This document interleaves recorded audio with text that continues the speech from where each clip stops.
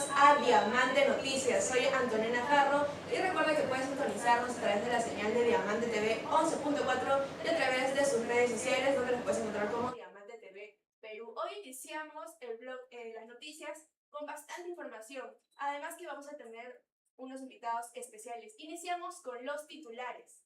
Y es que Lima soporta la ola de calor más intensa del verano, 18 días consecutivos con altas temperaturas.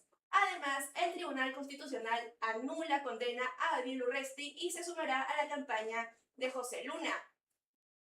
En el ámbito internacional, no más agentes de ICE enmascarados en una ciudad de Estados Unidos. Y por último, Paramount concreta la compra con Warner Bros.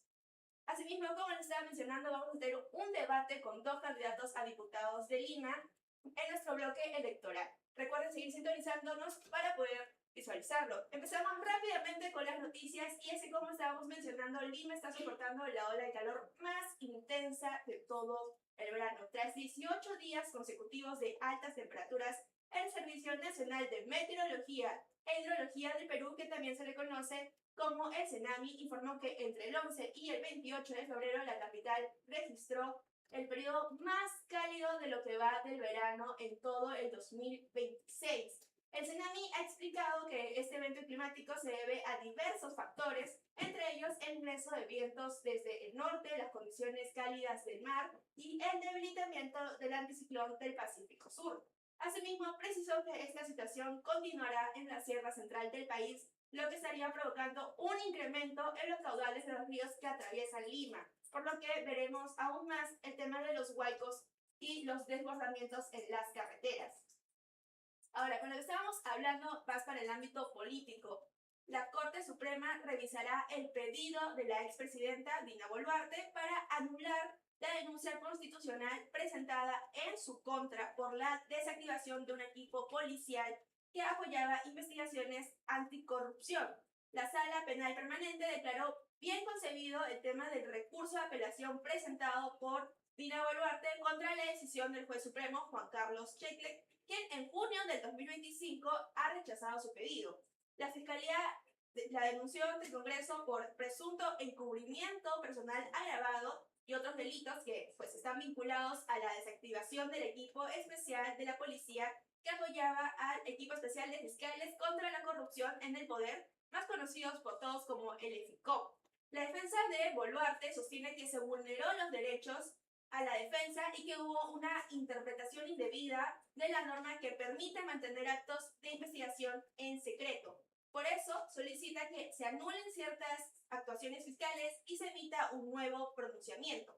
Sin embargo, el juez argumentó que al haberse presentado ya una denuncia constitucional ante el Congreso en noviembre del 2024, el caso pasó a fuero parlamentario y su despacho ya no tenía competencia alguna con el tema.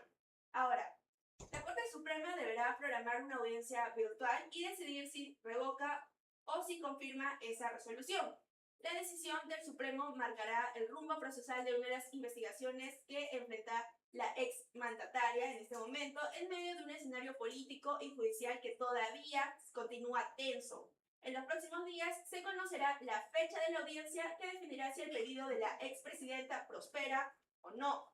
En todo caso, vamos a ver qué está sucediendo en los próximos días y como siempre estaremos actualizando lo que acontezca y lo que se dé a conocer. En los titulares también habíamos mencionado de que el exministro del Interior, Daniel Urresti, fue excarcelado el día de ayer, martes 3 de marzo, luego de que el Tribunal Constitucional anulara su condena por el caso del periodista Hugo Bustios. Hora después de conocerse el fallo, Podemos Perú anunció que se va a sumar a la campaña presidencial de José Luna Gálvez. La decisión fue adoptada por el Tribunal Constitucional, que declaró fundada en parte la demanda del habeas corpus presentada por la defensa de Daniel Urresti. El Tribunal Constitucional ha concluido que el delito por el que ha sido condenado Daniel Urresti, que es el asesinato del periodista Hugo Bustios en 1988, ya había prescrito en noviembre del 2018 bajo el Código Penal vigente en ese momento. Entonces, por ello se ha dejado sin efecto la sentencia de 12 años impuesto en el 2023. Tras conocerse el fallo, el candidato al Congreso por Podemos Perú, Aarón Espinosa, confirmó que Urresti va a acompañar al candidato presidencial José Luna Gálvez en la campaña rumbo a las elecciones generales 2026. Incluso ha adelantado que, en caso de ganar los comicios, Urresti asumirá el Ministerio del Interior y liderará un plan de seguridad que contempla una inversión de 5.000 millones de soles. La decisión del Tribunal Constitucional reabre el debate sobre la prescripción de casos de derechos humanos y el impacto político de este fallo en plena contienda electoral. Se espera que en las próximas horas se concrete aún más todo lo conversado previamente por todos aquellos integrantes del partido Podemos Perú y que Urresti brinde declaraciones públicas ante los medios de comunicación. Vamos a hacer un breve corte comercial, pero volvemos con más información.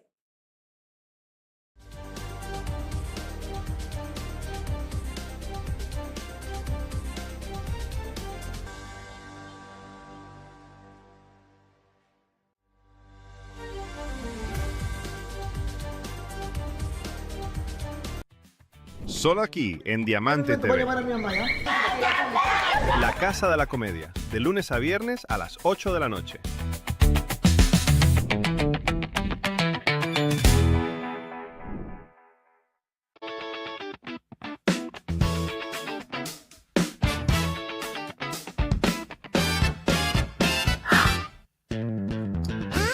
Esta agua es fresca, refrescante, ligera. Sí, y también está cristalina y sobre todo muy, muy peruana. Exactamente. Es que esta es agua Inca, la descubrí hace muy poco y me acompaña para todo lo que hago, para comer, para chismear, para trabajar, para estudiar y hasta en mis malos momentos también me acompaña. Yo creo que yo encontré una nueva compañera de podcast. Es que agua Inca es el agua más peruana, incluso más que peruanísimas. ¿Más que peruanísimas? Más que peruanísimas. Agua Inca, hidratación con identidad peruana.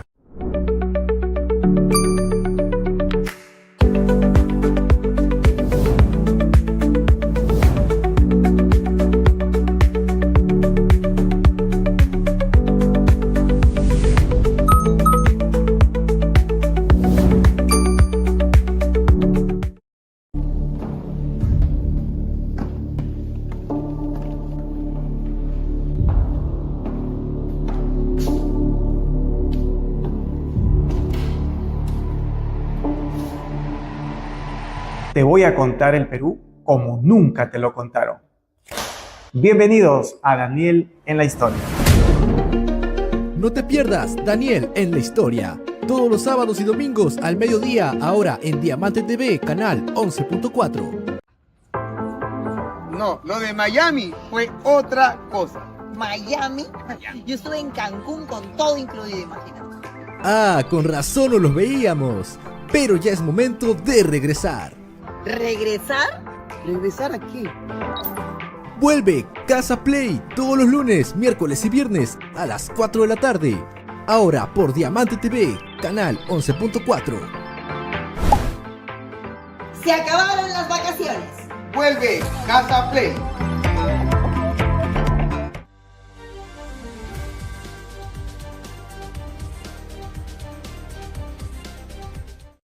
Muchas gracias por la espera. Ahora vámonos al ámbito internacional.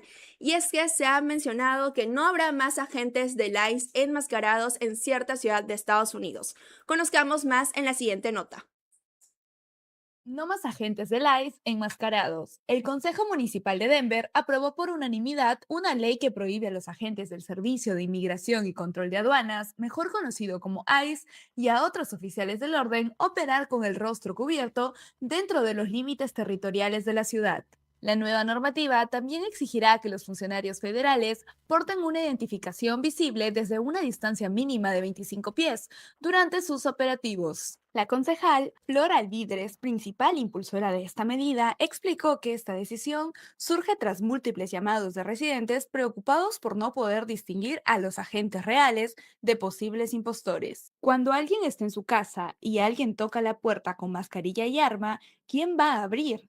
¿Por qué lo haría?, señaló durante la sesión. No todos han estado de acuerdo con la nueva ordenanza. La subsecretaria del Departamento de Seguridad Nacional, Lauren Biss calificó la norma como despreciable y aseguró que no se aceptarán prohibiciones que se consideren inconstitucionales. Argumentó que los agentes cubren sus rostros por razones de seguridad, ya que, según afirmó, los ataques contra su integridad física han aumentado en más de un 1.300%. Sin embargo, reportes periodísticos independientes no han encontrado evidencia que respalde esa cifra.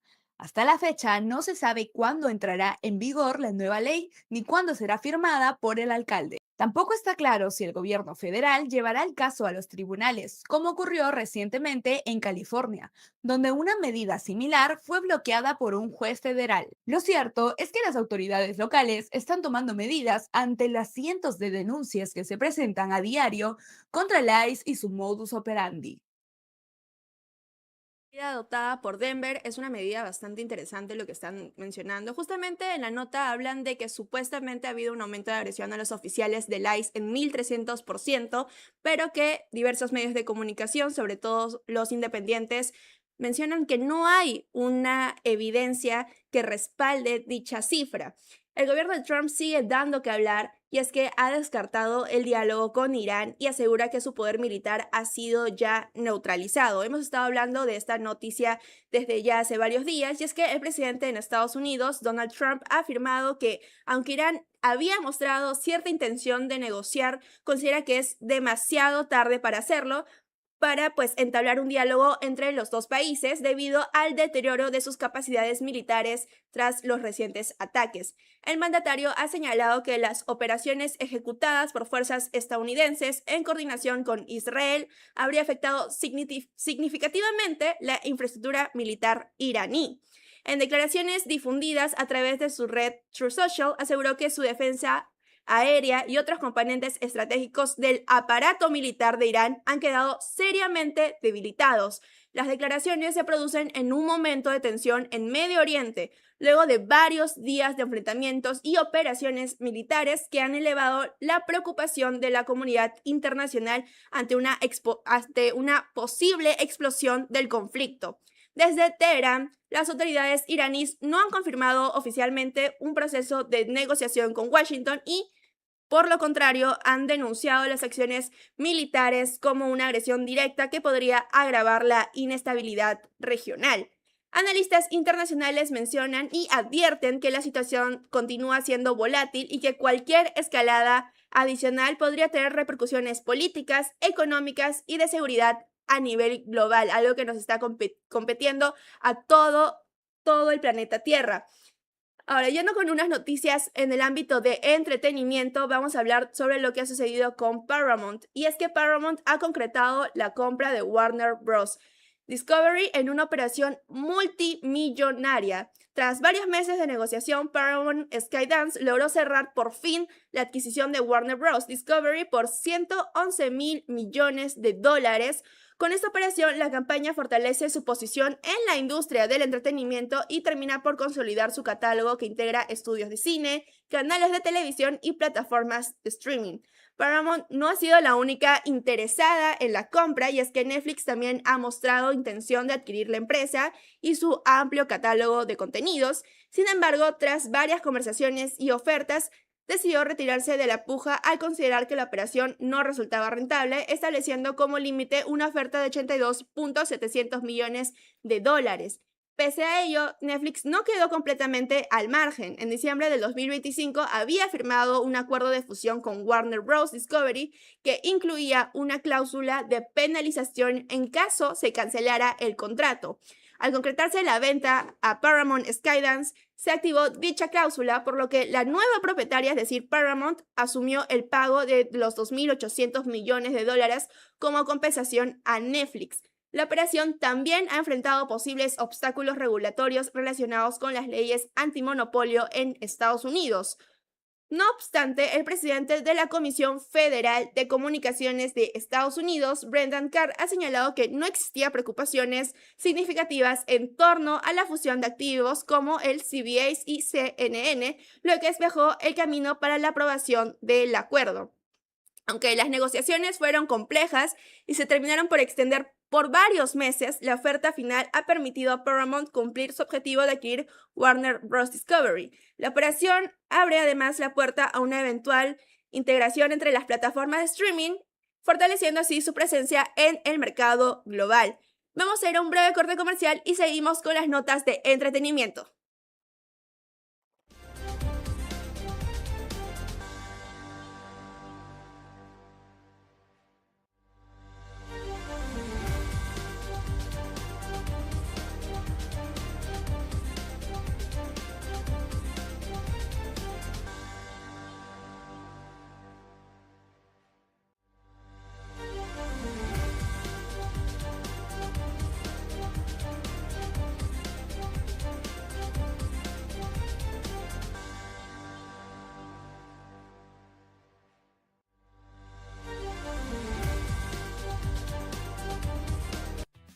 Solo aquí en Diamante TV. La Casa de la Comedia, de lunes a viernes a las 8 de la noche.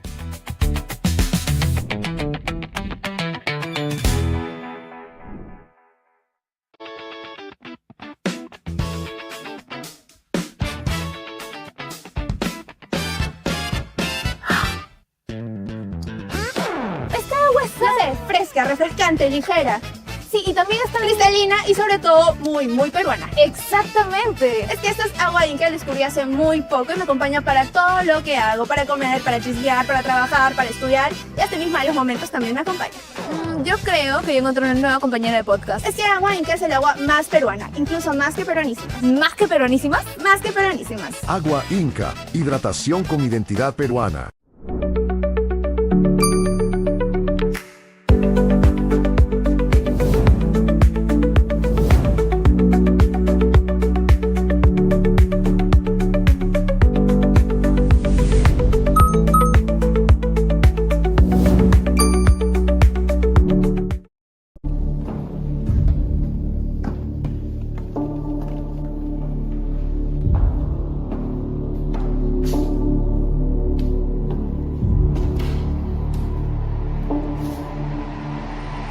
Te voy a contar el Perú como nunca te lo contaron. Bienvenidos a Daniel en la Historia. No te pierdas Daniel en la Historia. Todos los sábados y domingos al mediodía, ahora en Diamante TV, canal 11.4. No, lo de Miami fue otra cosa. Miami. Yo estuve en Cancún con todo incluido, imagínate. Ah, con razón no los veíamos. Pero ya es momento de regresar. ¿Regresar? ¿Regresar aquí? Vuelve Casa Play todos los lunes, miércoles y viernes a las 4 de la tarde. Ahora por Diamante TV, canal 11.4. Se acabaron las vacaciones. Vuelve.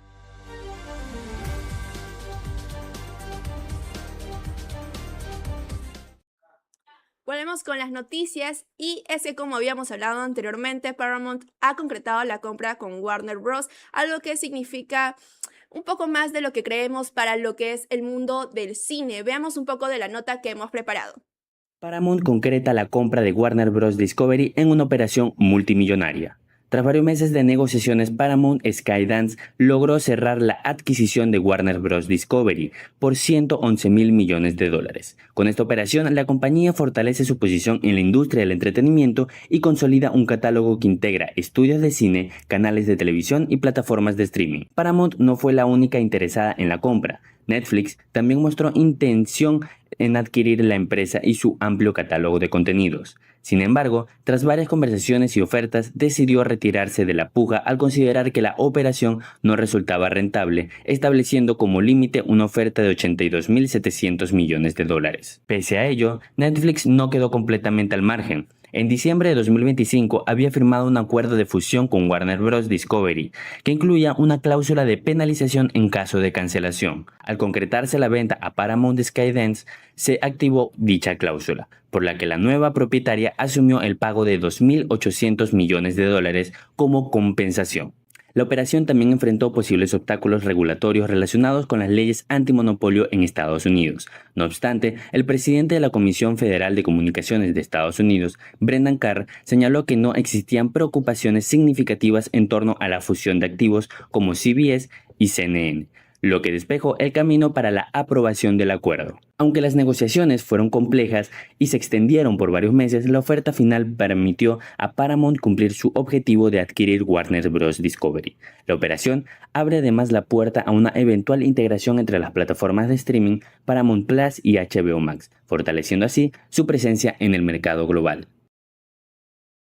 Continuando con el mundo del cine, Tommy Shelby regresa, pero esta vez para despedirse. Después de 13 años, Peaky Blinders deja la televisión y apuesta por el cine. Estamos ante el final definitivo del clan más temido de Birmingham, y es que la película protagonizada por Cillian Murphy se estrena el 20 de marzo del 2026 a través de la plataforma de streaming en Netflix y también en algunas salas de cine alrededor del mundo. Trasladada a la trama a 1940, en plena Segunda Guerra Mundial, Tommy sale de su retiro para enfrentar no solo sus demonios internos, sino también una conspiración vinculada a los nazis.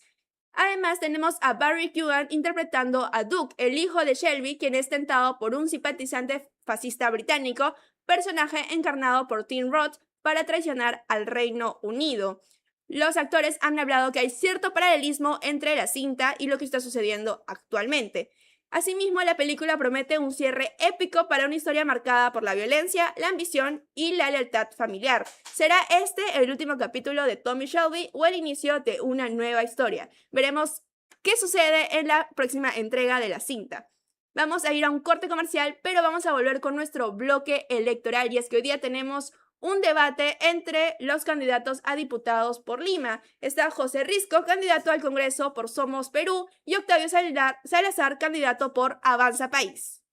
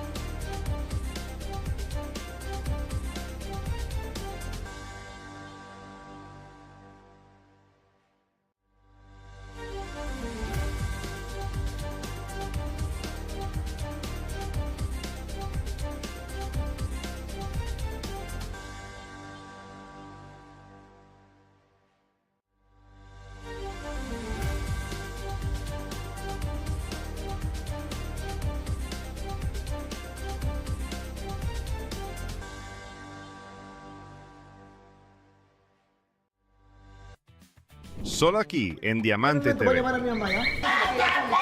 La Casa de la Comedia, de lunes a viernes a las 8 de la noche.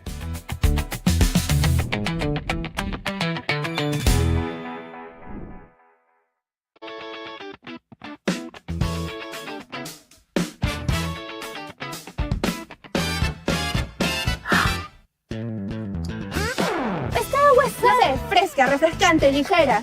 Sí, y también está cristalina y sobre todo muy peruana. Exactamente. Es que esta es agua Inca, la descubrí hace muy poco y me acompaña para todo lo que hago. Para comer, para chismear, para trabajar, para estudiar. Y hasta mis malos momentos también me acompaña. Yo creo que yo encontré una nueva compañera de podcast. Es que agua Inca es el agua más peruana, incluso más que peruanísimas. ¿Más que peruanísimas? Más que peruanísimas. Agua Inca, hidratación con identidad peruana.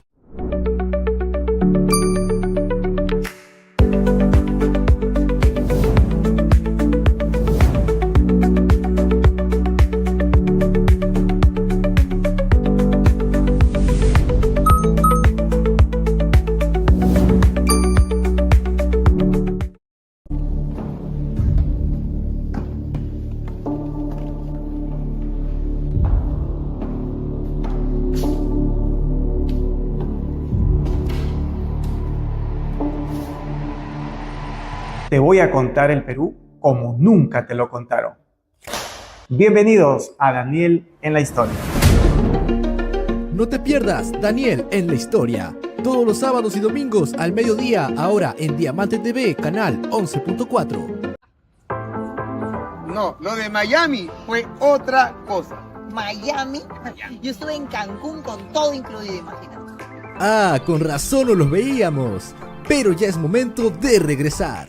¿Regresar? ¿Regresar a qué?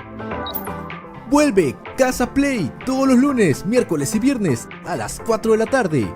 Ahora por Diamante TV, canal 11.4. Se acabaron las vacaciones. Vuelve Casa Play.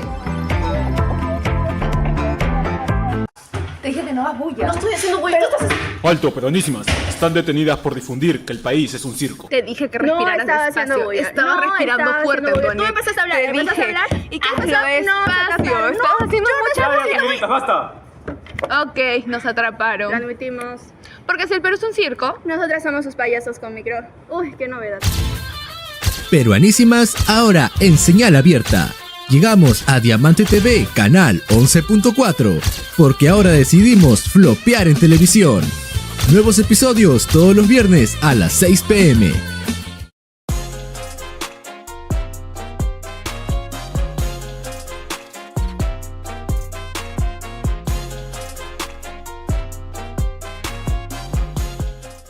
La estrategia no se aprende en el escritorio. Se construye en la calle. Historias reales, negocios reales y estrategias que sí funcionan.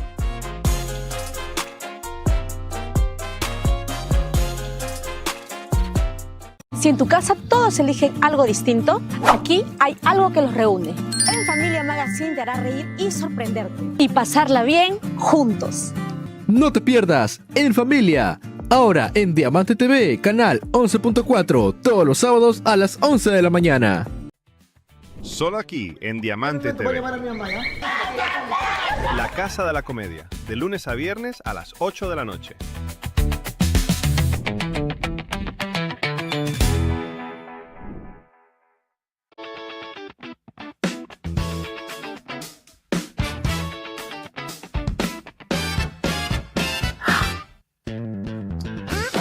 Esta agua es, no sé, fresca, refrescante, ligera. Sí, y también está cristalina y sobre todo muy peruana. Exactamente. Es que esta es agua Inca, la descubrí hace muy poco y me acompaña para todo lo que hago. Para comer, para chismear, para trabajar, para estudiar. Y hasta mis malos momentos también me acompaña. Yo creo que yo encontré una nueva compañera de podcast. Es que agua Inca es el agua más peruana, incluso más que peruanísimas. ¿Más que peruanísimas? Más que peruanísimas. Agua Inca, hidratación con identidad peruana.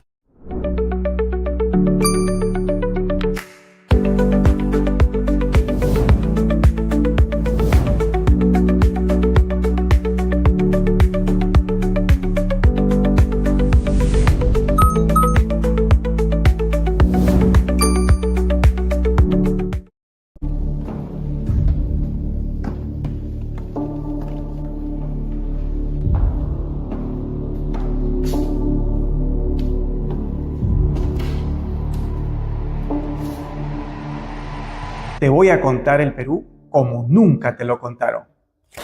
Bienvenidos a Daniel en la Historia. No te pierdas Daniel en la Historia. Todos los sábados y domingos al mediodía, ahora en Diamante TV, canal 11.4. No, lo de Miami fue otra cosa. Miami. Yo estuve en Cancún con todo incluido, imagínate. Ah, con razón no los veíamos. Pero ya es momento de regresar. ¿Regresar? ¿Regresar a qué? Vuelve Casa Play todos los lunes, miércoles y viernes a las 4 de la tarde. Ahora por Diamante TV, canal 11.4. Se acabaron las vacaciones. Vuelve Casa Play. Aquí en Diamante TV. La Casa de la Comedia, de lunes a viernes a las 8 de la noche.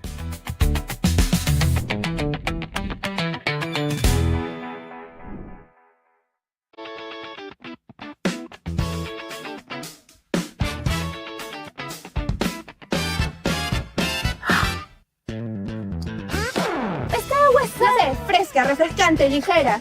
Sí, y también está cristalina y sobre todo muy peruana. Exactamente. Es que esta es agua Inca, la descubrí hace muy poco y me acompaña para todo lo que hago. Para comer, para chismear, para trabajar, para estudiar. Y hasta mis malos momentos también me acompaña. Yo creo que yo encontré una nueva compañera de podcast. Es que agua Inca es el agua más peruana, incluso más que peruanísimas. ¿Más que peruanísimas? Más que peruanísimas. Agua Inca, hidratación con identidad peruana.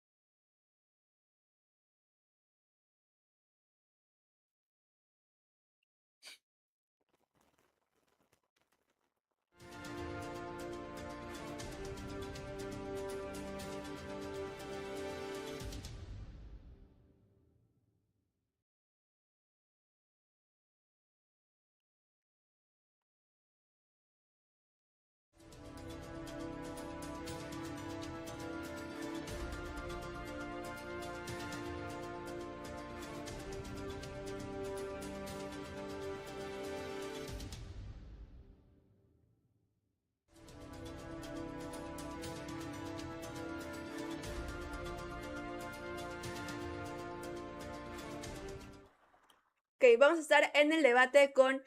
Hoy día nos van a acompañar José Risco, candidato a diputado por Lima por el partido Somos Perú con el número 13 y Octavio Salazar, candidato a diputado por Lima también de Avanza País con el número 26. Es un gusto, muchas gracias por acompañarnos el día de hoy. Estamos bastante agradecidos que hayan aceptado la invitación al canal. Entonces, este debate tiene como principal objetivo entender el regreso de Perú a la bicameralidad y preguntarnos qué tipo de Congreso necesitamos en estos momentos.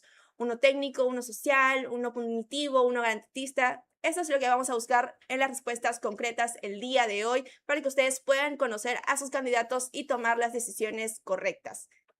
Un gusto poder tenerlos aquí, como ya lo había mencionado. Las reglas son claras, lo que estamos buscando es respeto mutuo entre los dos. Entonces iniciamos con las preguntas. Vamos a ir con el bloque de economía y formalidad inicialmente. La primera pregunta es, ¿qué ley concreta presentará en su primer año como diputado por Lima? ¿A quién le gustaría iniciar? A la juventud, de preferencia, a ver qué dicen los jóvenes. Mi estimado José, agradecido. A ver, primero es un gusto poder acompañarlos y acompañar a las personas que nos ven ahora tras pantallas.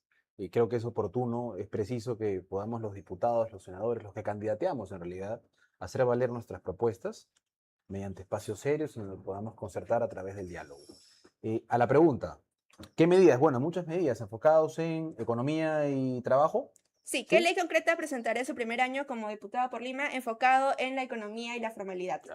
Bueno, hablar de formalidad es hablar de un dolor de cabeza, ¿no? El 90% de la economía rural es informal, cerca del 60% de la economía en ciudad es informal, y esta es una costumbre que se convirtió en un mal endémico en el país. Y de hecho los estragos de la informalidad los vemos con sobrecostos, sobrecargas, presión tributaria demasiado alta para empresas que por más que sean chiquitas, al ya ser formales, tienen que tributar, tienen que pagar impuestos, lo que otros no pagan. Lo que tenemos que hacer es acoplar planes que incentiven a esos empresarios pequeños que hoy en día están al margen de la formalidad a sumarse. Pero claro, si tú les dices, oye, Vente a la formalidad para que yo te empiece a cobrar impuestos y te empiece a hacer tributar y te voy a multar encima, nadie va a venir. Entonces hay que buscar incentivos que realmente te llamen a formalizarte. ¿Cómo qué incentivos? Oye, si te formalizas, accedes a créditos. Si te formalizas, tienes ventas directas y materiales al Estado. El Estado compra mucho textil, el Estado compra mucho calzado, el Estado compra mucho producto agropecuario. Los que le venden al Estado tendrían que ser esos pequeños empresarios, esos emprendedores formalizados, unidos a través de distritos comerciales o económicos, y ellos van a empezar a crecer. Cuando el emprendedor pequeño sepa que si hoy gana 100 siendo informal, mañana al ser formal va a ganar 200, créeme que va a dar un salto a la formalidad, pero con garrocha. Eso es lo que vamos a hacer. Qué muy interesante. Entonces, ¿usted qué ley presentaría en su primer año como diputado por Lima enfocado en la economía y la formalidad? Fíjese usted, en los últimos años hemos visto mucha informalidad en la materia laboral. Han habido un conjunto de accidentes o de escenarios en donde a los trabajadores lo han contratado sin ningún tipo de beneficio, sin ningún tipo de derecho. A los trabajadores lo han, hasta inclusive ha llegado un momento de la esclavitud.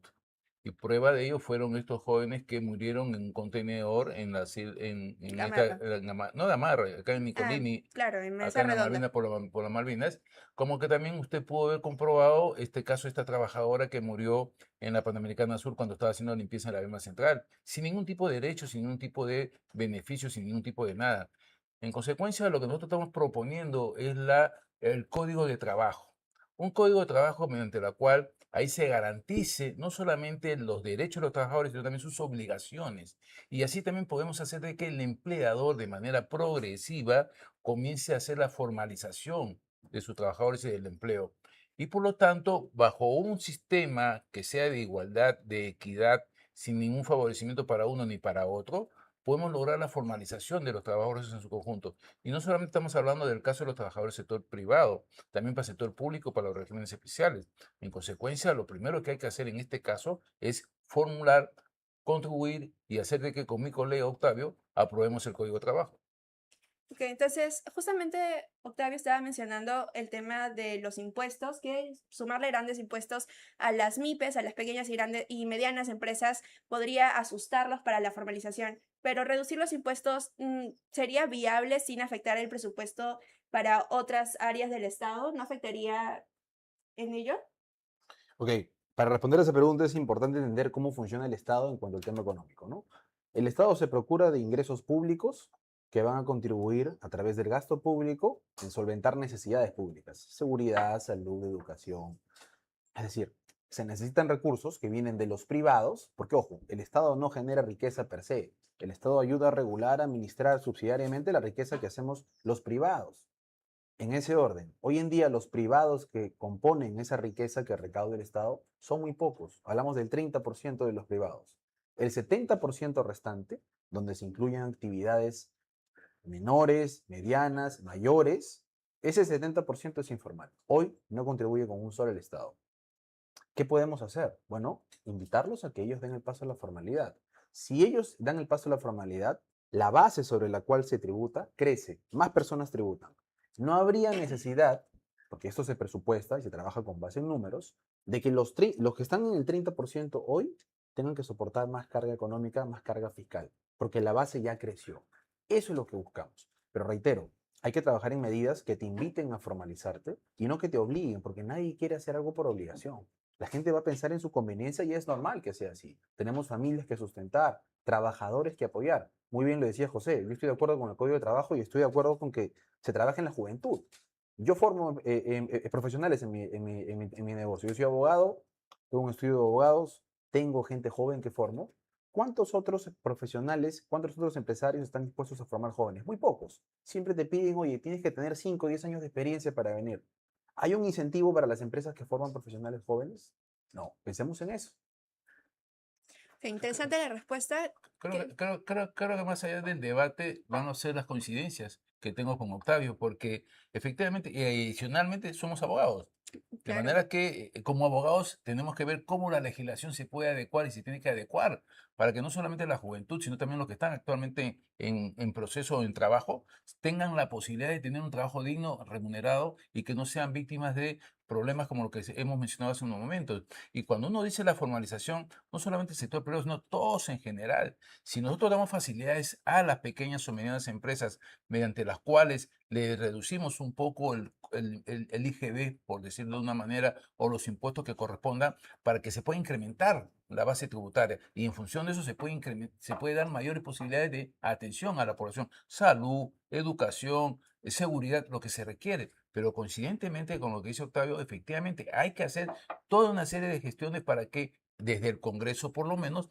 logremos de que a nivel de la tributación se pueda ampliar la base tributaria para que todos puedan contribuir al tesoro público. Entonces, los dos mencionan, bueno, los dos han coincidido en muchos aspectos respecto a la pregunta, pero ahora me gustaría ser más incisiva. ¿Qué es lo que prefieren priorizar en el ámbito económico con las empresas desde su labor como legislativos, ¿no?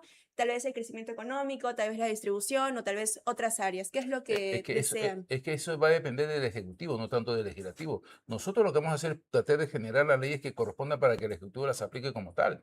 Pero acuérdense muy bien de que la función del Congreso es legislar y fiscalizar, no es la de ejecutar. El que ejecuta es el Ejecutivo. Y si el Ejecutivo, que yo estoy seguro que Octavio coincide conmigo que Somos Perú va a ser realmente un gobierno como tal, vamos a generar los elementos suficientes para que la gente pueda contribuir más y podamos tener mayores recursos para dar la atención correspondiente. Vuelvo a repetirte, en salud, en educación, en generación de empleo, en todo lo que sea necesario para que nuestra población salga adelante, que nuestra población realmente contribuya y se desarrolle como tal y no tenga la necesidad de emigrar a otros países.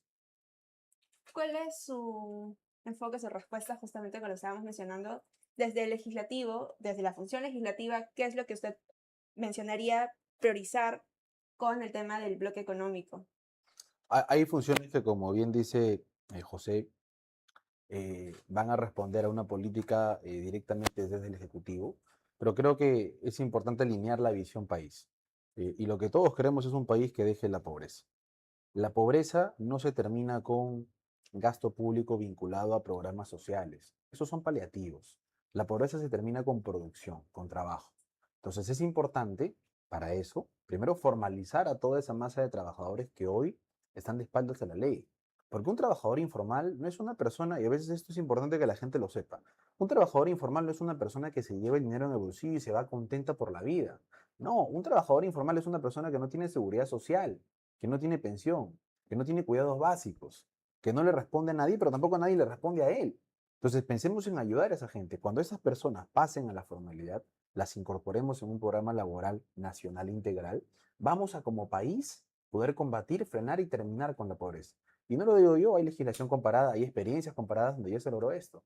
Mira Chile, mira lo que pasó en los países bálticos. O sea, son experiencias positivas que podemos rescatar Estonia y aplicarlas aquí. Ok, entonces, ahora yéndonos para un ámbito que le preocupa a muchos peruanos, es el tema de la seguridad nacional. Hemos visto el aumento de las extorsiones, hemos visto el aumento de los robos, de los sicariatos, los asesinatos.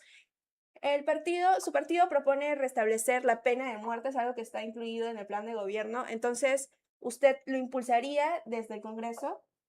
¿Cuál es la postura propia de acuerdo a dicho tema? Dos temas. Cuando hablamos de seguridad, una primera pregunta es, ¿cómo estamos en el país? ¿Cuál es el diagnóstico? Nosotros somos 33 millones de peruanos.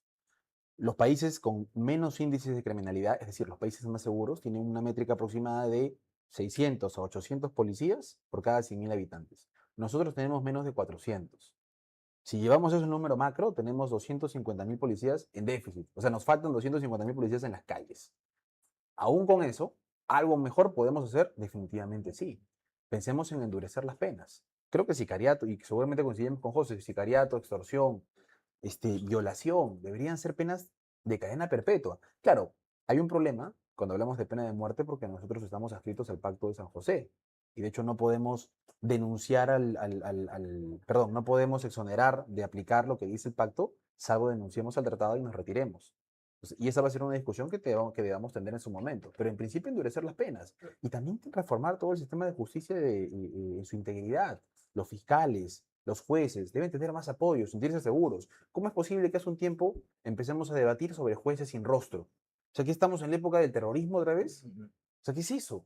Tenemos que tener mano dura contra la delincuencia, pero sin miedo. Ellos son los que deben sentir miedo. Yo me hago una pregunta, ¿no? En otros países del mundo, a los grupos criminales conocidos en el exterior, llámese Tren de Aragua y otros, se les ha declarado objetivo militar.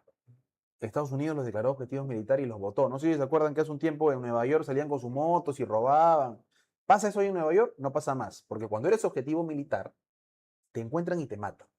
¿Qué estamos esperando? Entonces, ¿cuál es su postura frente a la pena de muerte? Yo estoy, a ver, en lo personal, yo estoy a favor de que se aplique la pena capital para delitos de esta envergadura. Si un miserable mata a una madre de familia con su niño al costado en un micro, ese maldito tiene que dejar de existir. Es mi posición personal.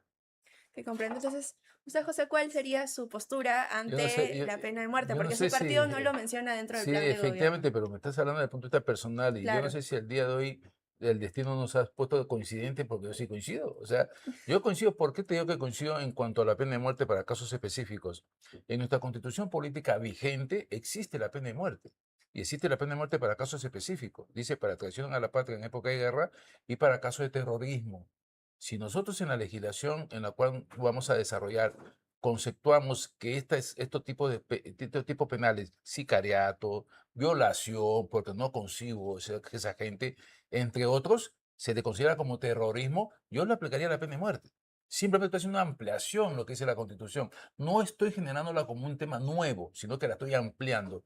Y en segundo lugar, lo que hay que hacer también es la toma de las cárceles como tal, porque no se puede seguir concibiendo que la gente desde las cárceles estén también dirigiendo las bandas directivas en nuestro país. Una cosa que se propone como Somos Perú es eso, tomar la posición de las cárceles con las Fuerzas Armadas, ver cómo se le amplían las funciones a las Fuerzas Armadas para que se pueda tomar control de las cárceles. Y en tercer lugar, hay que duplicar los trabajadores que laboran dentro de las cárceles.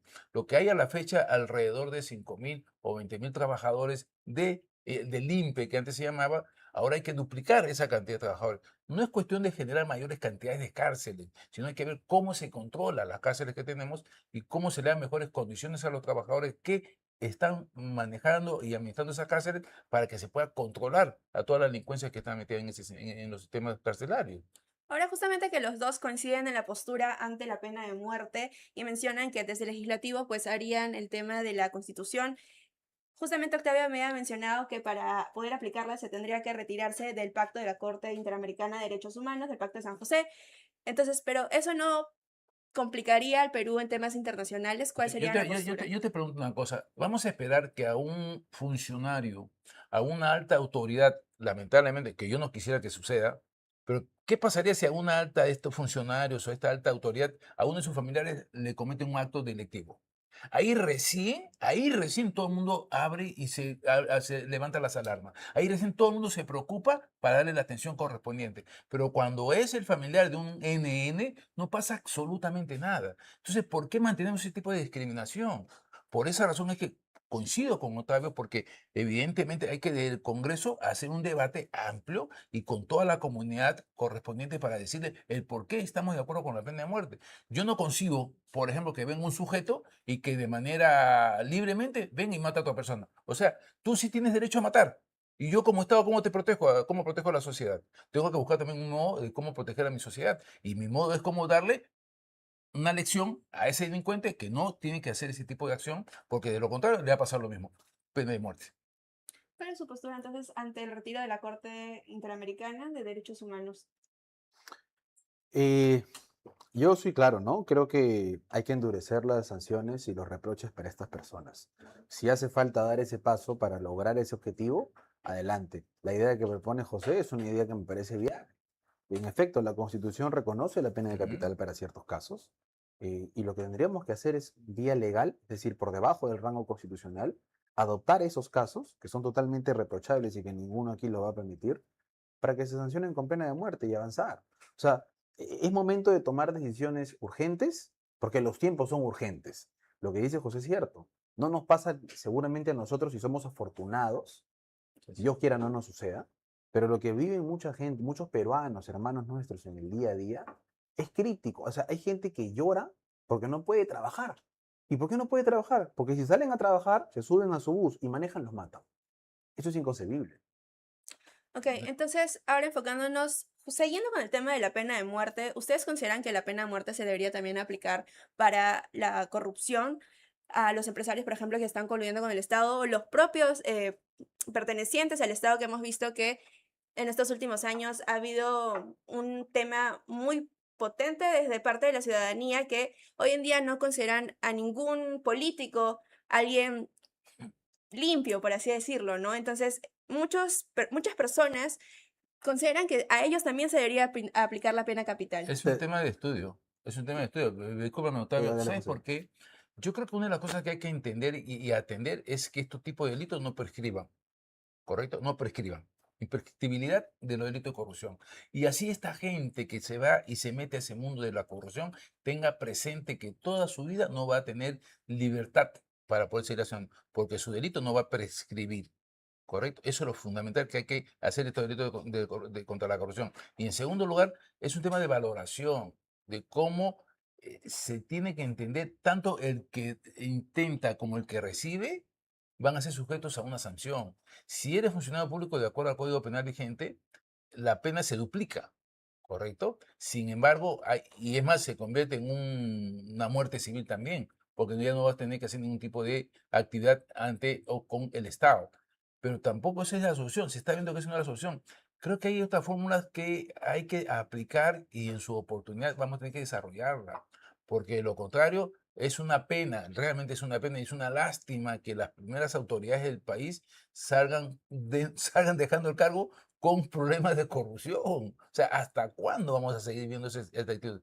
Por lo menos estoy convencido que lo que vamos a ingresar en el próximo Congreso estaremos limpios de polvo y paja y vamos a estarlo así, porque de lo contrario no vamos a estar sujetos a que nos tengan que sancionar. Por lo menos yo tengo el honor, el gusto y el orgullo de caminar por la calle con la frente en alto. Y yo estoy seguro que Octavio igual y todos los que vamos a ingresar igual. Pero los que se van, los que están, o sea, yo no entiendo por qué el hecho de asumir un cargo público creen que se creen en los dueños del mundo y creen de que tener ese cargo ya le da pues el poder omnido para que puedan hacer lo que les da la gana. No les entiendo. Yo no entiendo cómo en el Congreso, y me hablas tú de que la corrupción, no concibo cómo en el Congreso con su salario que puede tener un congresista estén mochándole el suelo al trabajador, estén robándole la plata al trabajador, estén pidiendo comisiones a la gente, estén pidiendo otras cosas. No, o sea, no. Y lamentablemente mucha de esa gente está yendo ahora a que lo quieran reelegir. Y eso hay que tener muy en cuenta. Por eso hay que señalar claramente que los actos de corrupción no pueden ni deben seguir siendo un ejercicio natural de la gente que está en el escenario público. No, simplemente ya basta ya de ello, basta ya. Y si en un momento dado, nuevamente coincidiendo con lo que dice Octavio, tenemos que poner en debate que estos actos de corrupción por funcionario público también serán de aplicación la pena capital, bueno, pues que se tengan a la consecuencia. De acuerdo con José. Mira, nosotros no planteamos en el plan de gobierno una pena de muerte para delitos contra la administración pública, lo que no significa que no podamos debatirlo.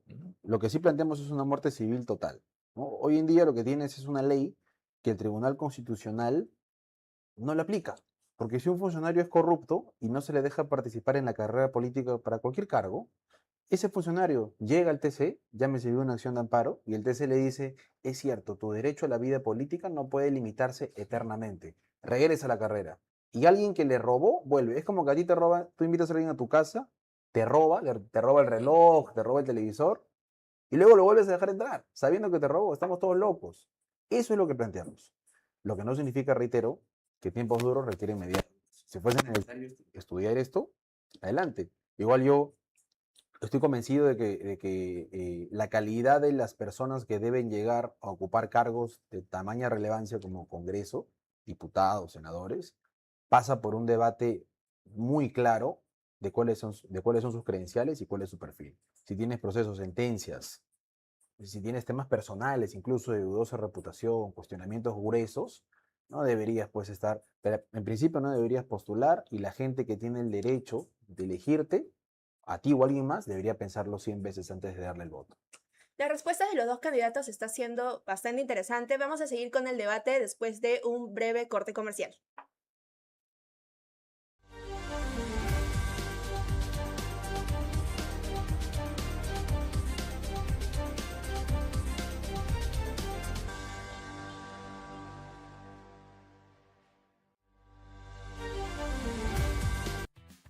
Solo aquí en Diamante TV. La Casa de la Comedia, de lunes a viernes a las 8 de la noche.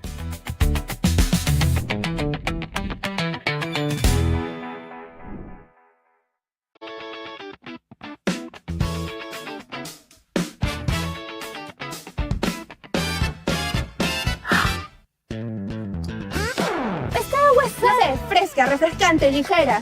Sí, y también está cristalina y sobre todo muy peruana. Exactamente. Es que esta es agua Inca, la descubrí hace muy poco y me acompaña para todo lo que hago. Para comer, para chismear, para trabajar, para estudiar. Y hasta mis malos momentos también me acompaña. Yo creo que yo encontré una nueva compañera de podcast. Es que agua Inca es el agua más peruana, incluso más que peruanísimas. ¿Más que peruanísimas? Más que peruanísimas. Agua Inca, hidratación con identidad peruana.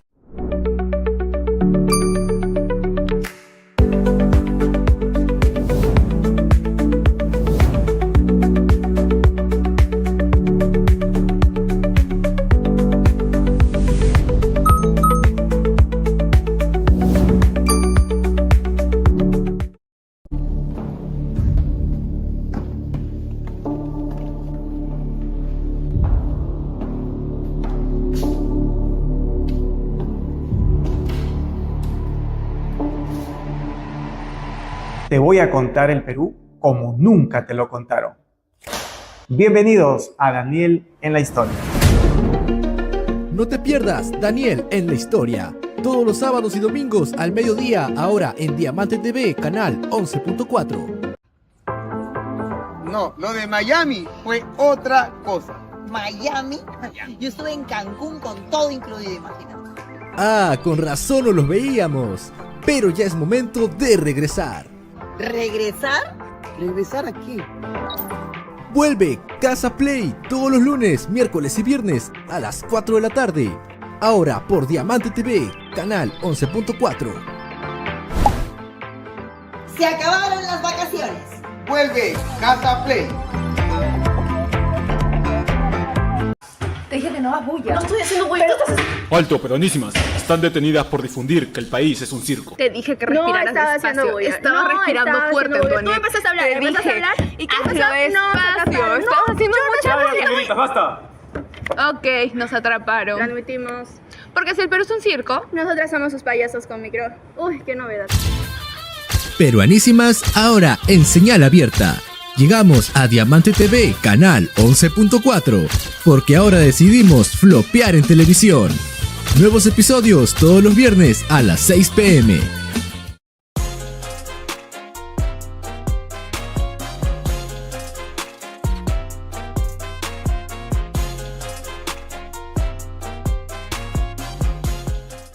La estrategia no se aprende en el escritorio. Se construye en la calle. Historias reales, negocios reales y estrategias que sí funcionan.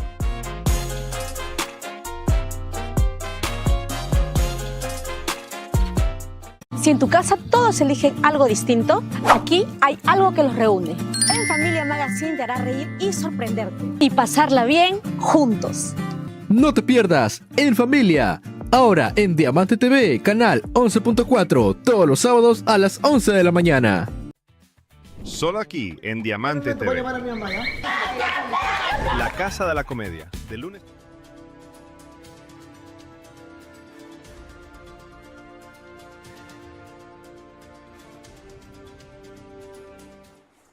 continuamos con el debate y ahora vamos a ir con otro enfoque. Vamos a hablar sobre el tema del aborto, que es un tema que está sucediendo, bueno, que está siendo importante para la agenda pública.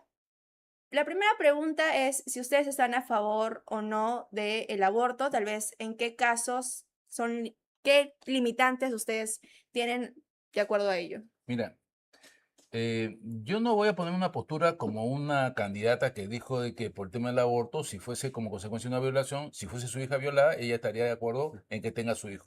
Claro, que hay que yo no tengo una posición como esa. Yo tengo una posición mucho más totalmente diferente. Yo soy de la posición que sea la mujer que decida qué es lo que va a pasar como consecuencia si ha sido víctima de un acto de violación. Obviamente, si es una menor de edad o si es una menor de 14 años, evidentemente ya los padres tendrán que asumir su responsabilidad o los médicos dirán si que efectivamente esa persona, esa niña, puede llevar a cabo o no el procedimiento del embarazo o en su efecto un aborto terapéutico. Pero yo soy de la postura que una persona mayor de 16 años o lo que fuere, de la edad que corresponda, es víctima de una violación, que ella decida qué hace. O continúa con el proceso del embarazo o simplemente, de acuerdo a los procedimientos y normas que se pueden aplicar, ella decide cortar el embarazo.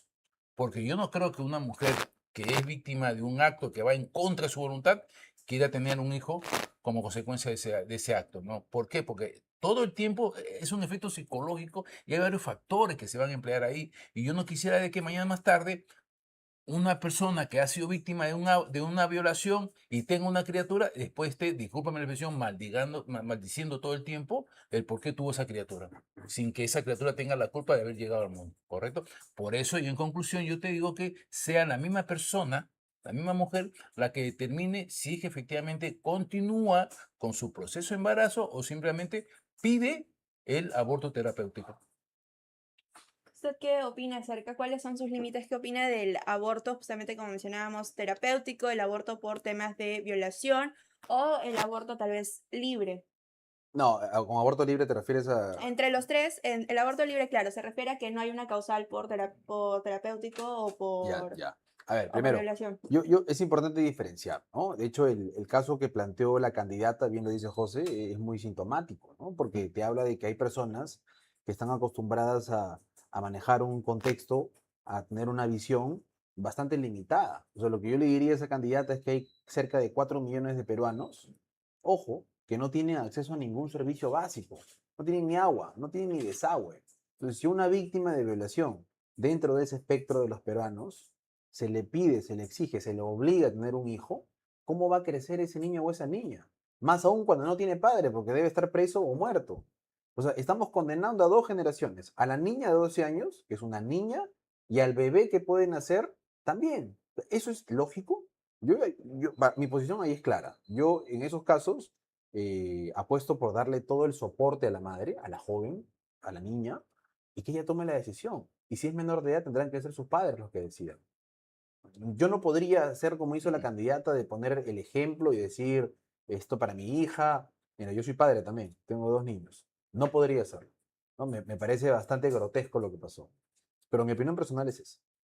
Ok, entonces usted menciona el tema de, bueno, apoyar el aborto en casos de violación y, bueno, menciona también el ejemplo de la candidata Keiko Fujimori, quien declaró ante los medios que ella había conversado con sus hijas supuestamente y ella estaba a favor de que ellas continuaran con el embarazo. Pero Sin embargo, su su hija hija la refutó desmintió, a ¿no? través de redes Su hija la sociales. desautorizó. La Su desmintió hija la después, al día desautorizó, sí, siguiente. a través de su Instagram, Kiara. En este caso, sabemos que Avanza País es un partido que se describe a sí mismo como pro familia. ¿No chocaría con los ideales del partido? Sin duda en el partido hay opiniones no necesariamente que concilian en estos temas.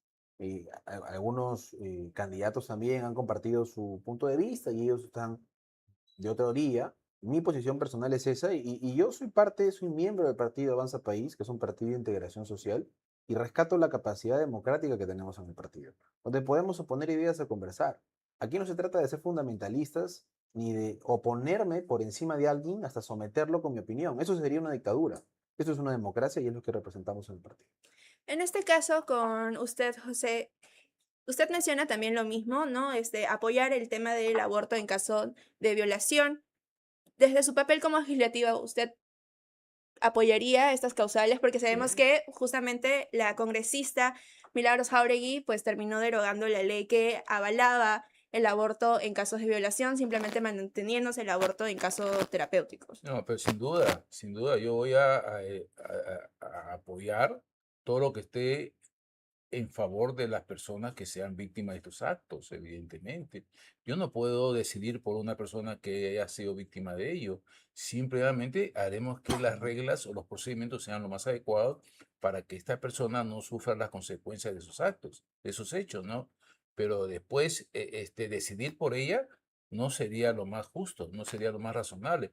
Como que no sería razonable que yo imponga imponga a una pequeña, a una niña que tenga un embarazo que va en contra de su voluntad. O sea, no puedo, o sea, no va con lo mío, porque yo soy de la persona que digo, tú decides, bajo los lineamientos, bajo los parámetros, bajo las indicaciones, bajo todas las informaciones que le puedo brindar a la persona, y en función de todo ello, que ella decida. Pues yo no le puedo pedir, yo puedo ser padre de familia, ser muy papá, muy todo lo que quiera, pero también mi hija tiene derecho a decidir. O sea, evidentemente, como se ha mencionado, si es menor de edad, hablaremos con los médicos con los médicos correspondientes para ver pues, cómo se va a proceder el tema. Porque tú crees lo que es, ¿sabes lo que es a una niña de 12 años quitarle todo su desarrollo por un embarazo? ¿Tú sabes lo que es a una niña de 16 años quitarle todo su desarrollo y su juventud por un embarazo que ella no quiere, que ella no ha consentido? O sea, entendamos la posición. Ella no ha consentido, ella no ha querido hacer ese acto, pero ha sido víctima de unos desgraciados, de unos tales por cuales que se han metido contra su dignidad y contra su intimidad. Entonces, ¿cómo yo le voy a decir a esa niña, oye, no, tú sí o sí tienes que tener el hijo, tienes que tener el hijo? Respetemos todas las ideologías, todas las creencias, todo lo que quieran, pero también pongámonos, vuelvo a repetirte, en la posición de esa persona que ha sido víctima de ese acto reprochable por todo punto de vista, ¿no?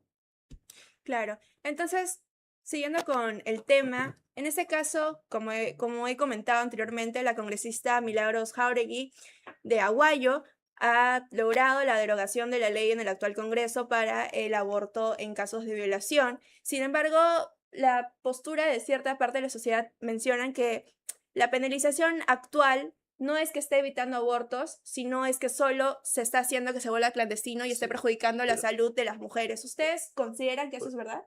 Escúchame, en muchos países del mundo el aborto es permitido. En muchos lugares del mundo el aborto es permitido. Acá en el Perú, evidentemente, es todo un proceso. Pero si la congresista Aguayo ha logrado eso, nosotros como diputados que tenemos derecho de generar leyes, vamos a hacer de que se recupere esa opción que tengan las personas. Pero si la señora lo ha hecho ahora, porque efectivamente ahora el Congreso es unicameral, pero ya viene la bicameralidad, de manera que como diputados vamos a generar la ley y hablaremos y convenceremos a la gente del Senado para que nos aprueben esa ley y que esa ley no la vayan a observar ni la vayan a decir no sirve ni nada por el estilo.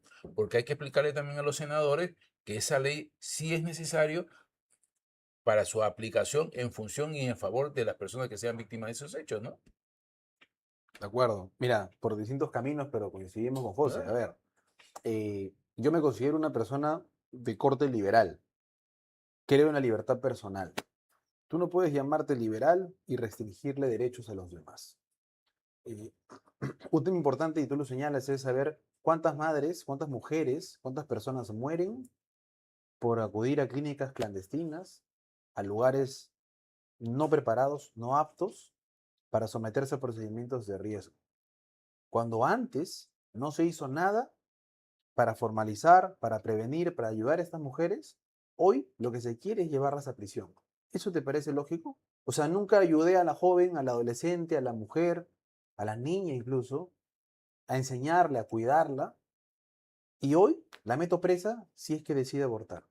A mí eso me parece incongruente, ¿no? Y lo que ha hecho esta congresista, creo que también coincidimos ahí, yo creo que tendría que ser sujeto de revisión, porque antes de pensar en castigar, es lo que hablábamos hace un momento con la formalidad. Tú antes de pensar en castigar, piensas en generar confianza. Ya sobre la base de la confianza puedes tomar las medidas que sigan. Entonces, bueno, los dos mencionan justamente que sí apoyarían desde su labor legislativo el tema de de devolver la ley del aborto en casos de tema de violación. Sin embargo, sería importante mencionar que cuando ya ha sucedido anteriormente y el país aún tenía esa ley, mencionábamos que justamente la Corte Interamericana de Derechos Humanos ya ha penalizado al Perú, al país, por casos similares, casos como el de Camila, de niñas de 14, 12 años, de comunidades campesinas que han sido criminalizadas y han sido perseguidas por la policía, por la justicia y obligadas a dar a luz, o en casos en donde no han logrado llevar a término su embarazo por diversas razones de salud, porque al final su cuerpo es de una niña que no está preparada para llevar el embarazo, pues han tenido que también ser criminalizadas y ser juzgadas, no solo por la policía, por la justicia, sino también por la población. Entonces, ustedes han mencionado que medidas drásticas, bueno, que tiempos drásticos necesitan medidas drásticas. Entonces, salir de esta Corte Interamericana de Derechos Humanos no podría también vulnerar el tema del aborto en casos de violación que ustedes están mencionando, ¿estar a favor? Es que eso se resuelve con políticas públicas internas. Nosotros somos soberanos. No requerimos de un tercero que nos diga cómo legislar o cómo gobernar. La visión país la hacemos nosotros. Pero en ese momento que la Corte Interamericana de Derechos Humanos dio juzgó al país, terminó pidiéndole una reparación a las víctimas de tal sucesos, el Perú aún tenía esa ley, aún se podía acceder al aborto por violación. Entonces, si somos un país soberano, ¿por qué no se está logrando permitir? Es que tal vez porque las autoridades del momento no lo permitieron. Es ese tema, o sea, muy simple, porque la política del momento se permitió. Nosotros no vamos a permitir esa injerencia, por muy corte que sea. ¿Por qué? Porque simplemente yo no quisiera que, lamentablemente, un familiar de uno de los magistrados de la Corte sufra este tema como sufren muchas peruanas. ¿Qué va a pasar? O sea, el día que le pase a una hija de uno de los magistrados de la Corte, recién van a tomar el tema del aborto con bastante seriedad. Es decir, ¿esperan que me pase a mí para recién reaccionar?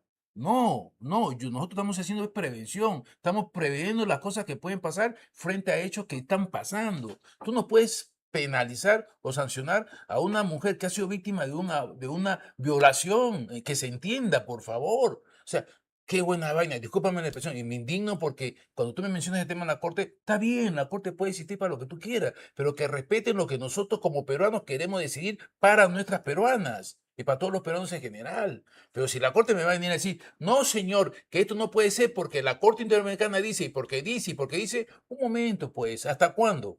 ¿Hasta cuándo? Es decir, siguen violando, y nosotros tranquilos como buenos amigos y no pasó nada y no pasó nada. No, un momento, ya no. Las mujeres merecen respeto y como tal, que nuestras mujeres, bajo los parámetros que se establezcan, decidan qué van a hacer. Pero insisto, y pongo ese ejemplo que te digo de que no quisiera algún día que alguno de los familiares de un magistrado de la Corte sufra un acto de esa naturaleza, para que en función de eso recién se den cuenta la gravedad y cómo eso genera un fastidio entre la familia y la persona que es víctima de la violación. Ok, entonces ahora vamos a cambiar drásticamente de tema.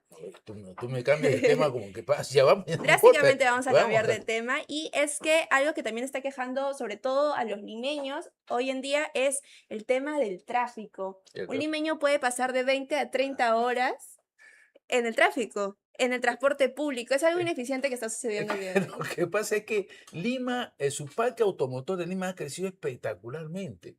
Las calles de Lima no han crecido. Ese es el problema. Yo me acuerdo mucho en la época militar que se hizo el tema del pico y placa, ¿no? De manera que eso se hizo fundamentalmente por la falta de gasolina.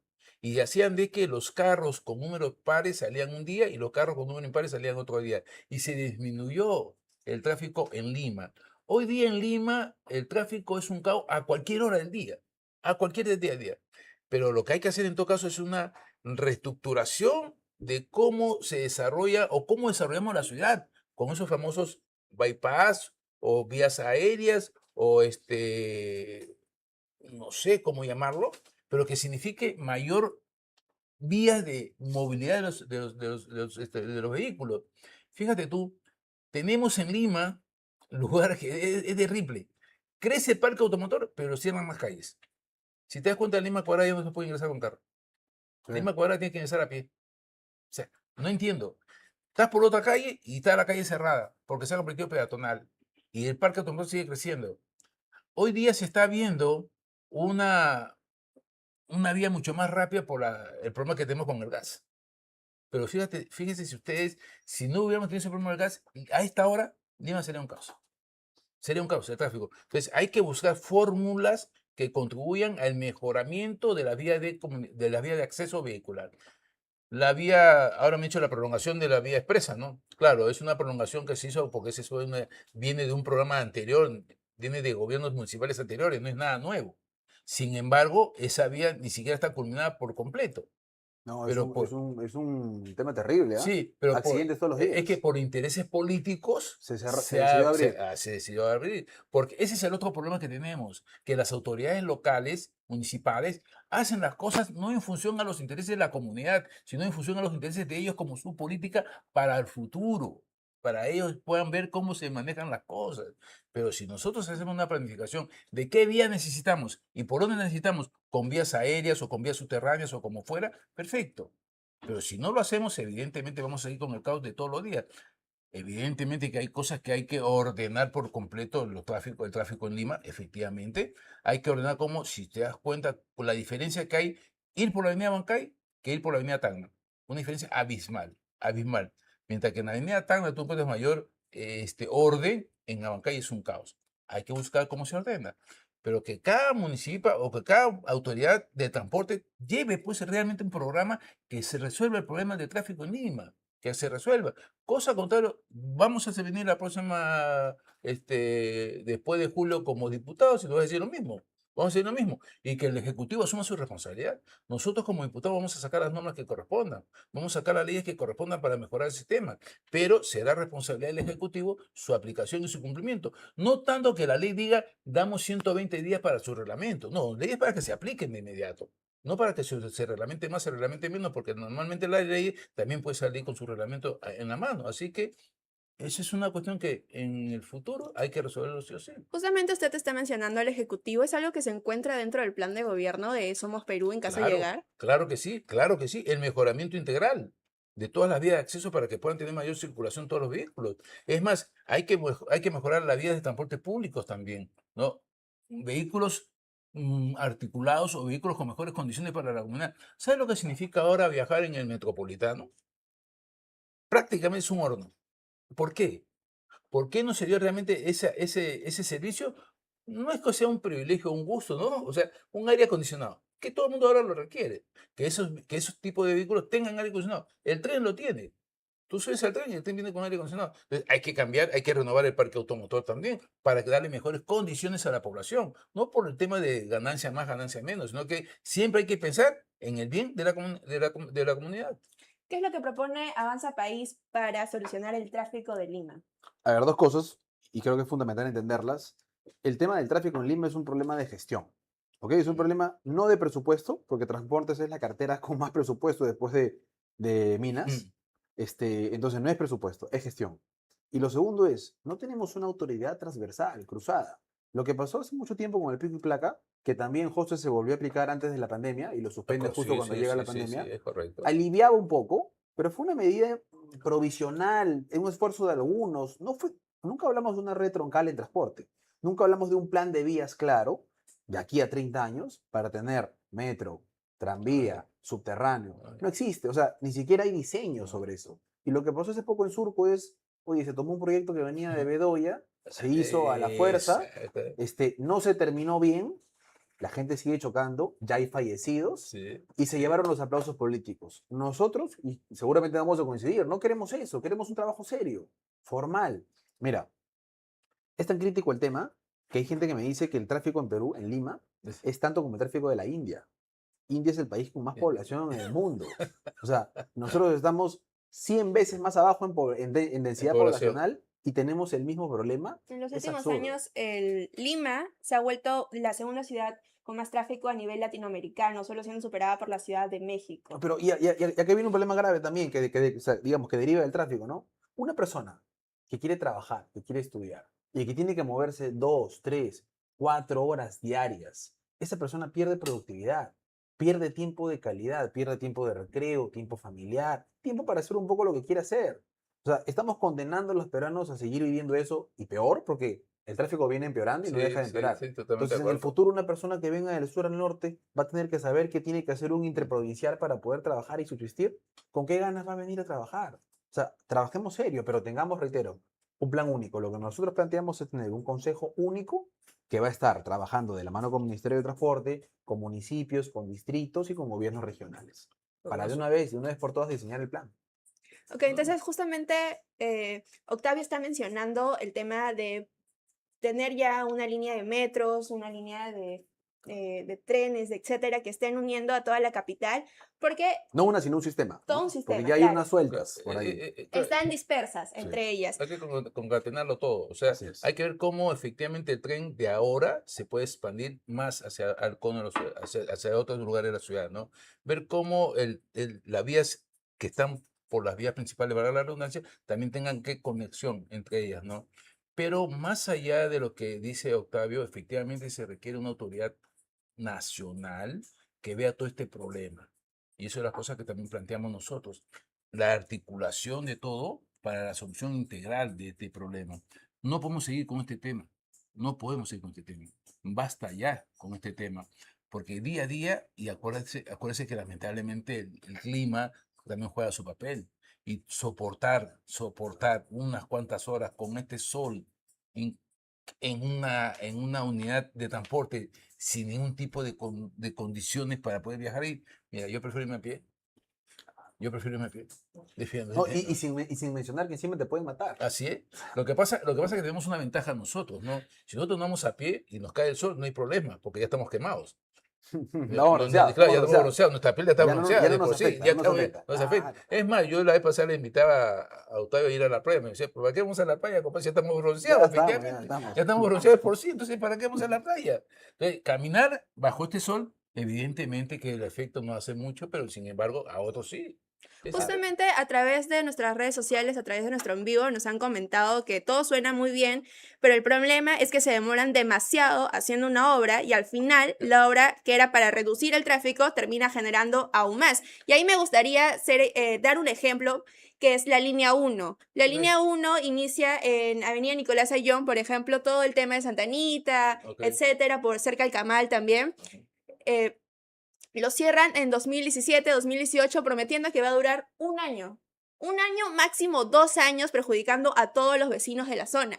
Sin embargo, hasta el día de hoy sigue cerrado. Lo que pasa es que nosotros como gobierno de Somos Perú sí vamos a aplicar lo que significa la celeridad frente a las obras que se van a ejecutar. ¿Qué es lo que pasa? Me da la impresión a mí que los actuales ejecutores de la obra van a un ritmo de tortuga. Y por lo tanto la obra no avanza al ritmo que se quiere. Normalmente ese tipo de obra deberían trabajar las 24 horas seguidos y en turno, sin que sean sobreexplotados los trabajadores, porque si vas a trabajar con todos sus derechos sabidos y por haber, y si es la maquinaria la que actúa fundamentalmente, el topo, hay un topo grandazo que es el que hace la excavación por abajo. Pero si no le das una continuación, ni le das una supervisión de manera permanente del desarrollo de esa obra, tenlo por seguro que esas obras van a quedar en el tiempo y en el tiempo y en el tiempo. Y una obra que tenía que haber terminado en 5 años se demora 15 años. Eso, como dices tú, Octavio, eso pasa en el Perú. Mira. Por eso nosotros, como somos Perú, no va a pasar eso. No va a pasar eso. Mira, yo coincido. O sea, a ver, todos recordemos lo que pasó en el año 2015, ¿no? Cuando se destapa en el 15 y 16, que se destapa el escándalo del Club de la Construcción. Empresas peruanas y empresas extranjeras concertaban con autoridades para entrar a negocios millonarios corrompidos, llevándose plata por lo bajo. Pero ¿cómo se llevaban la plata?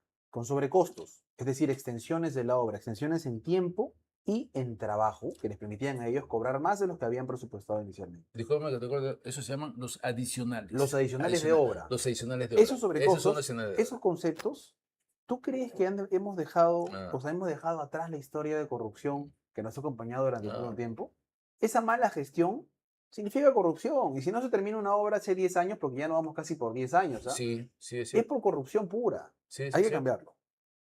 Ok, entonces justamente vamos a seguir con el tema de los comentarios y aquí mencionan el tema del metropolitano.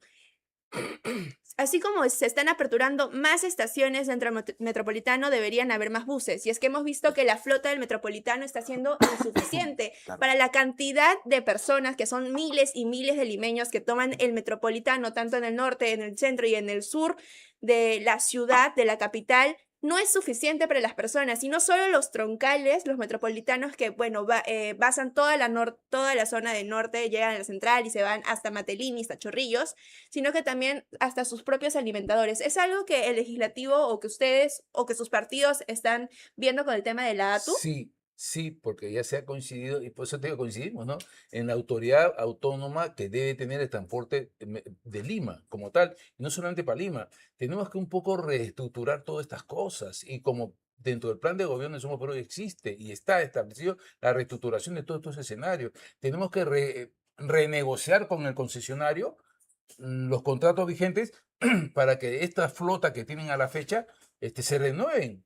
Porque no podemos seguir con esta flota de hace más de 10 años que a las finales ya en la práctica está quedando obsoletas. Hay flotas que pueden dar mejor atención y mejores condiciones para el poblador. Y después hay que coincidir con la Municipalidad Metropolitana de Lima para que ésta cumpla con su papel y den los lineamientos correspondientes para que todas estas líneas de transporte urbano cumplan pues su función, perdón, en bien de la comunidad. O sea, todo lo que nos estás diciendo y lo que coincidimos es en bien de la comunidad. No podemos seguir nosotros estar aislados o impávidos viendo qué está pasando y como que si no pasara nada.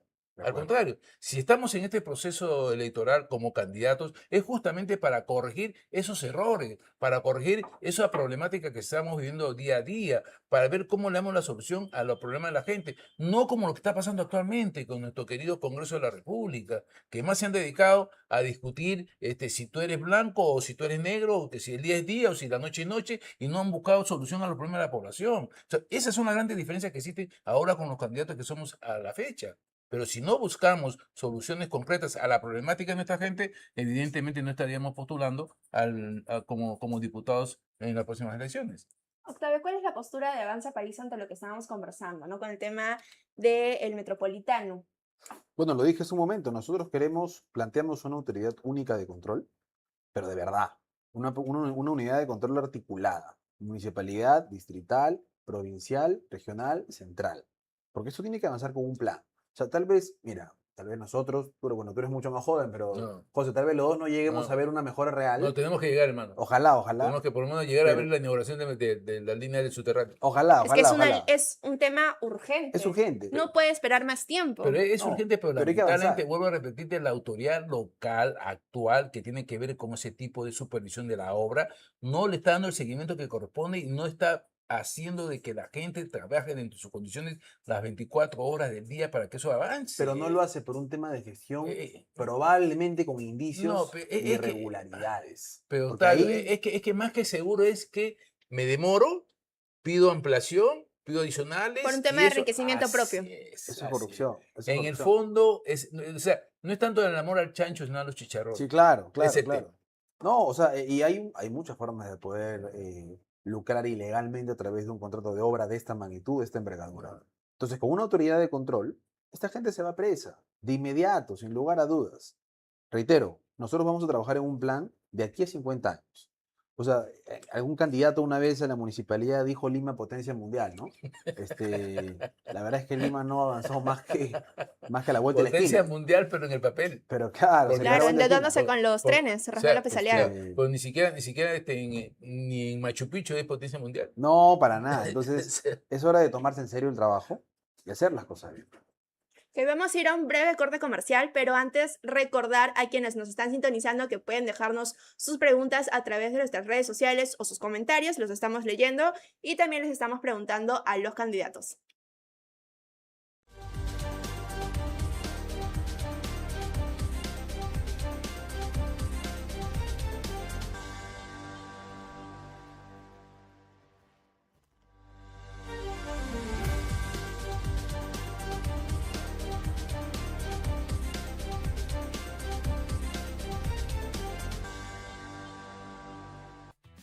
Solo aquí, en Diamante TV.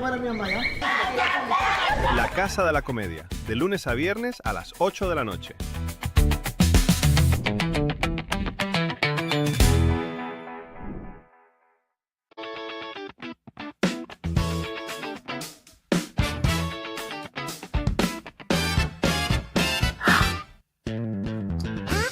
Esta agua es fresca, refrescante, ligera.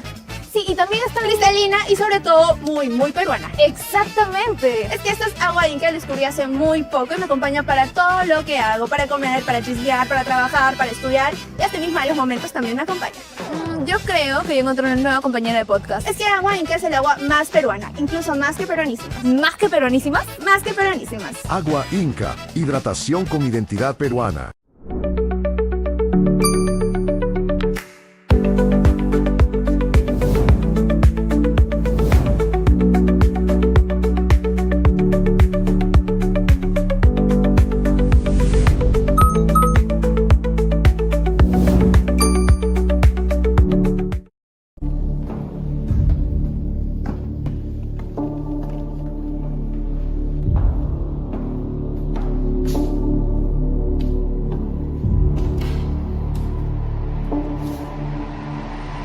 Te voy a contar el Perú como nunca te lo contaron. Bienvenidos a Daniel en la Historia. No te pierdas Daniel en la Historia. Todos los sábados y domingos al mediodía, ahora en Diamante TV, canal 11.4. No, lo de Miami fue otra cosa. Miami. Yo estuve en Cancún con todo incluido, imagínate. Ah, con razón no los veíamos. Pero ya es momento de regresar. ¿Regresar? ¿Regresar a qué? Vuelve Casa Play todos los lunes, miércoles y viernes a las 4 de la tarde. Ahora por Diamante TV, canal 11.4. Se acabaron las vacaciones. Vuelve Casa Play. Te dije que no hagas bulla. No estoy haciendo bulla. Alto, peronísimas. Están detenidas por difundir que el país es un circo. Te dije que No respiraras estaba despacio. haciendo bulla. Estabas No respirando estaba fuerte, haciendo bulla. Antonio. Tú empezaste a hablar, Te empezaste a dije, hablar. ¿Y qué hazlo pasó? No, despacio. Estabas haciendo mucho. ¡Basta! Ok, nos atraparon. Lo admitimos. Porque si el Perú es un circo, Nosotras somos sus payasos con micro. Uy, qué novedad. Peruanísimas ahora en señal abierta. Llegamos a Diamante TV, canal 11.4, porque ahora decidimos flopear en televisión. Nuevos episodios todos los viernes a las 6 p.m.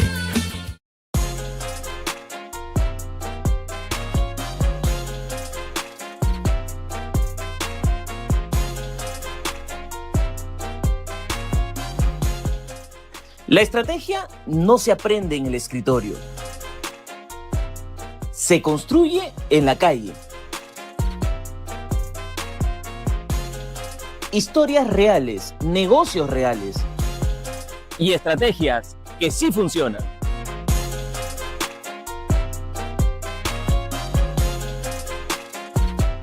Si en tu casa todos eligen algo distinto, aquí hay algo que los reúne. En Familia Magazine te hará reír y sorprenderte. Y pasarla bien juntos.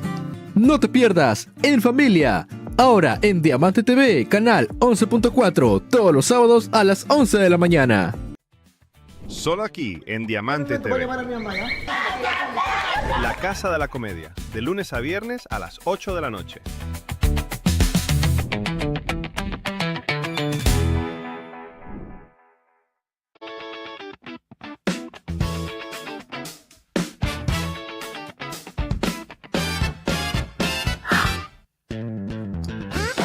Esta agua es, no sé, fresca, refrescante, ligera. Sí, y también está cristalina y sobre todo muy peruana. Exactamente. Es que esta es agua Inca, la descubrí hace muy poco y me acompaña para todo lo que hago. Para comer, para chismear, para trabajar, para estudiar. Y hasta mis malos momentos también me acompaña. Yo creo que yo encontré una nueva compañera de podcast. Es que agua Inca es el agua más peruana, incluso más que peruanísimas. ¿Más que peruanísimas? Más que peruanísimas. Agua Inca, hidratación con identidad peruana.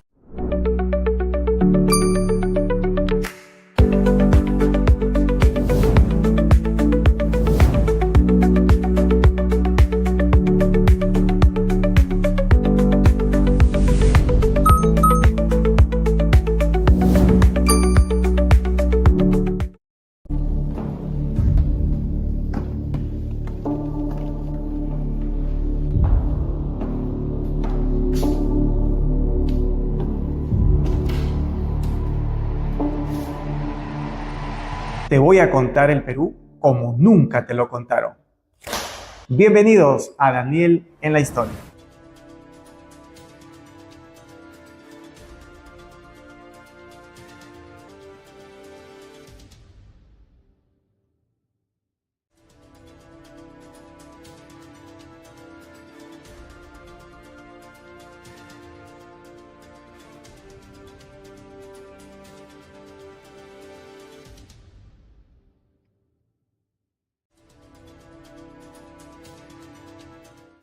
Bueno, hemos vuelto de un breve corte comercial, justamente para poder seguir con este debate que está bastante interesante de los candidatos. En este caso, quiero hacer una pregunta precisa. Hemos estado hablando del transporte público, sobre todo hemos hecho mucha incisión acerca del metropolitano. ¿Ustedes saben cuál es el precio del pasaje del metropolitano? Sí, claro. Desde 2,50 soles para arriba. Y el de tren vale el de tren vale 1,80 soles. Y depende de cómo vas, hacia dónde vas. Si es Pero un segundo, José. ¿Vale 1,80 soles el del tren? si es que no le compras a la mafia que están en las entraditas y te dicen, págame a mí, yo paso la tarjeta. Ahí te cobran hasta 2.50 o 3 soles. Es que ese es el problema. Y han matado gente ahí. No, y han incrementado el costo del pasaje metropolitano. ¿Ah? ¿Los de la mafia o los reales? Ahí está el detalle. O la mafia real. Es que tú compras de la tarjeta y esa tarjeta te sirve para que tú pases. Ese es el problema. Pero se ha incrementado el precio. Fíjate tú cómo se incrementan los precios del servicio, pero el servicio sigue siendo pésimo. Y la gente va y concurre a ello por un tema de necesidad. Y la flota no se cambia. No se cambia para nada. Yo me acuerdo que el alcalde Muñoz lo único que le pidió a los operadores de este servicio que le pusieran como una suerte de ventanas a los costados para que captaran el aire, nada más. ¿Y cuánto pagó? No, mentira, o sea, nada. Yo no sé si los trenes que han traído, que todavía siguen ahí archivados, venían con aire acondicionado o no sé cómo venían, ¿no? Porque también te vas a poner unas chatarras para el servicio público, ¿a cambio de qué? Pero insisto que el tema del servicio del metropolitano como otros tienen que ser mejorados. De acuerdo. Mejorados por completo. Quizás con Octavio coincidimos en los fondos, discreparemos en la forma. De acuerdo. Tal vez, pero igual, el fondo es el ciudadano. El fondo es usted que tiene que agradarle el servicio que te van a brindar. Y nosotros como políticos o como responsables de ustedes en la Cámara de Diputados llevaremos su voz para que eso se resuelva. Justamente, bueno, precisando el precio del metropolitano es 2.50 si solamente usas el troncal, que es decir, el que va por toda la ruta desde Naranjal. Bueno, ya han establecido más estaciones, más para el lado de Caraballo. Si vas desde ahí hasta Matelini, no importa dónde pares, es 2.50 troncal. Sin embargo... Troncal, estás hablando de troncal. Exacto, sin embargo... Los alimentadores... Los que son los alimentadores. Pues. Los alimentadores es Sol 50. Sí. Sol 50. Sin embargo, si haces... si haces un transbordo entre su alimentador a su troncal, es 3.50. Es que nosotros damos el precio en general, no podemos partirlo porque nosotros hacemos viaje directo. No lo hacemos. Una sola parada. Pero es una realidad para muchos limeños para que puedan llegar a sus centros de trabajo. No, pero es un martirio, es un martirio, porque aún así, si tú sales desde Caraballo y te vas a ir hasta Chorrillos, Matelini, es un martirio. Tú sabes lo que es estás sentado ahí sin ningún tipo de aire o algo que te alivie el sol. Y si adicionalmente vas sentado en el lado que te da el sol, es complicado. Justamente en el noticiero más temprano estábamos hablando de que Lima estaba sufriendo 18 días seguidos de su ola de calor, con altas temperaturas registradas, las más altas registradas en este verano 2026. Entonces, justamente que estos transportes públicos no cuenten con la ventilación adecuada, han terminado generando pues choques de calor, temas de... Mucho fastidio. La verdad es que ha terminado afectando la salud de los limeños, las personas que trabajan, que estudian y que tienen que transportarse largos trayectos para poder llegar a sus establecimientos. Bueno, estos días menos lo van a tener, ¿no? No hay energía. Mira lo que está pasando en el sur.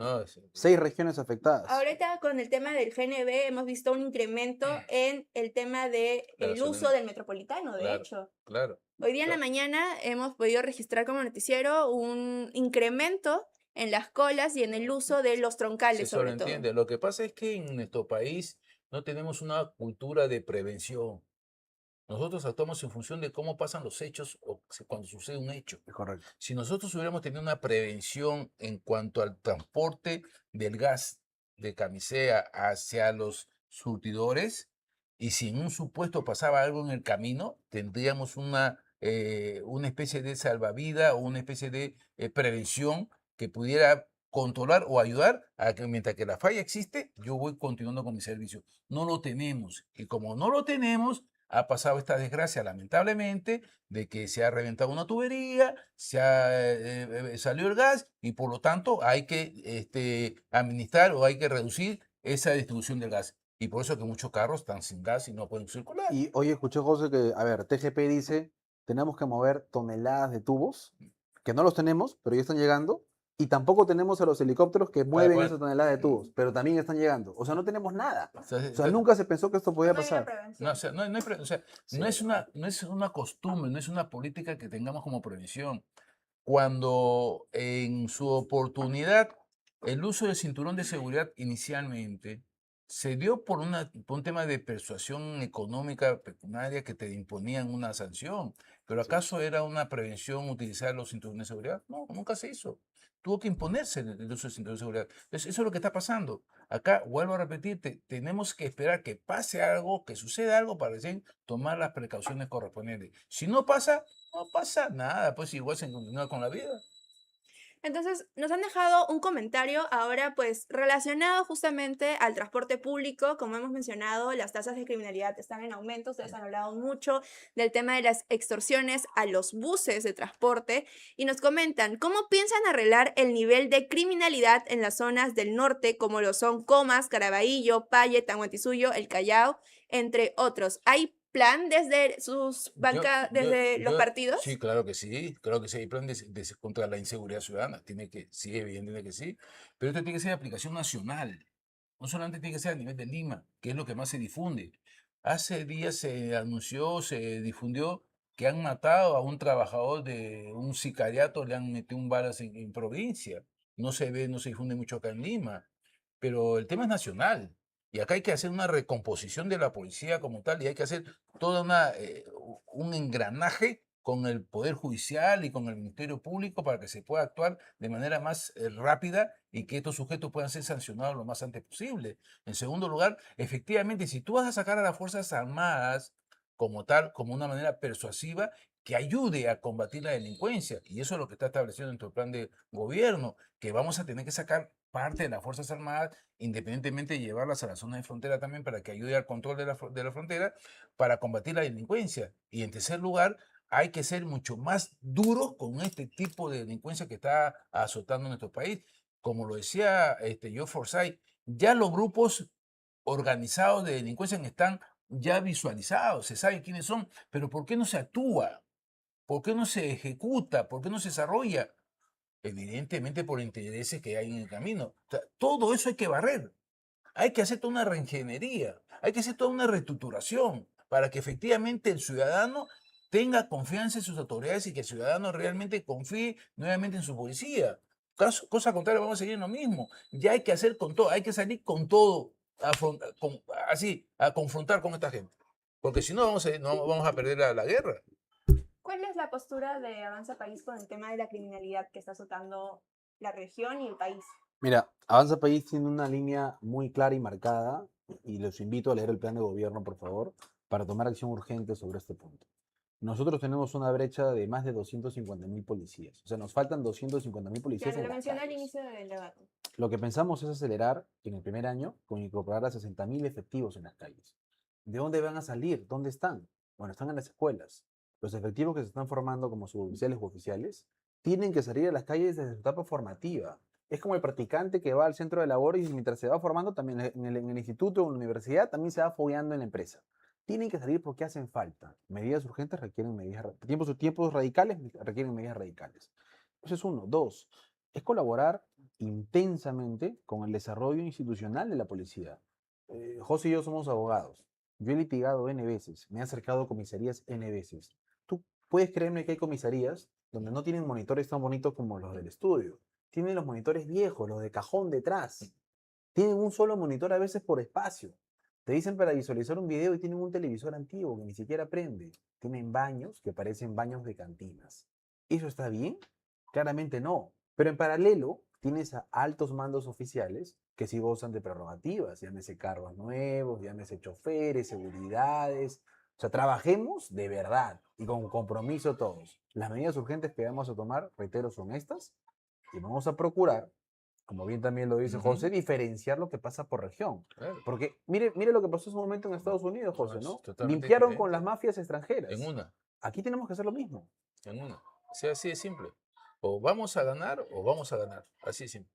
Entonces, ya para poder ir cerrando el debate, vamos a hacer ciertas preguntas más inquisitivas.